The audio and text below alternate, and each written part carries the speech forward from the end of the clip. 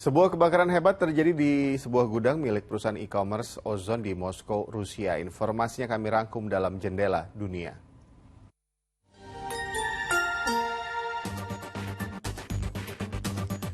Baku tembak terjadi antara militer Azerbaijan dengan militer Armenia di wilayah sengketa Nagorno-Karabakh Rabu waktu setempat.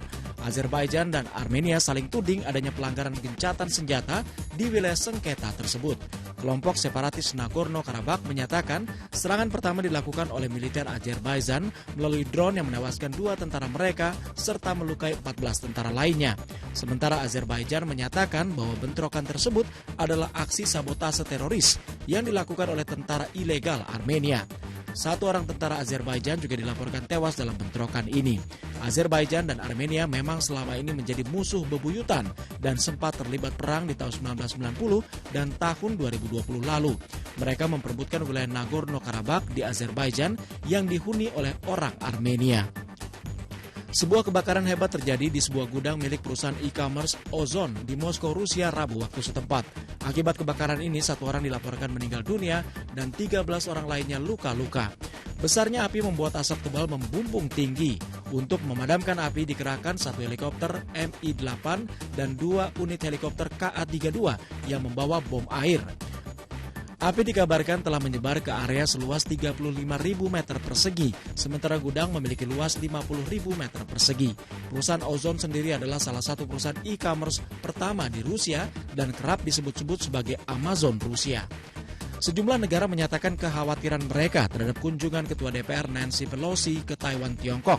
Timor Leste, negara-negara Arab, Pakistan, serta 2 negara di benua Amerika, Kuba, dan Venezuela secara tegas menyatakan dukungan mereka terhadap kebijakan pengakuan kedaulatan Tiongkok atau One China Policy.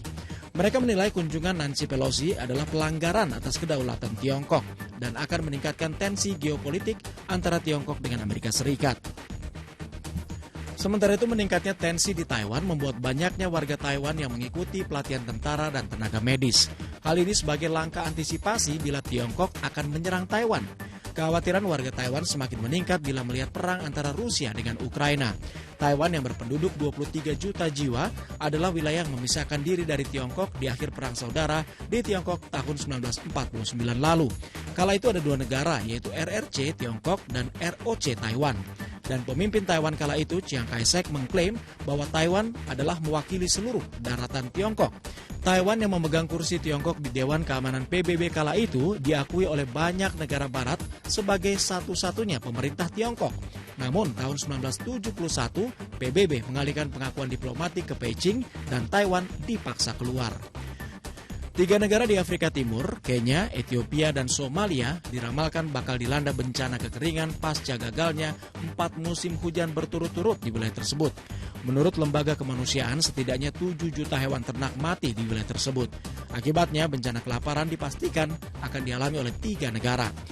Selain itu, dari data Dana Anak-anak Perserikatan Bangsa-Bangsa atau UNICEF, menyatakan lebih dari 7 juta anak-anak mengalami kekurangan gizi akut karena kurangnya akses ke makanan yang cukup.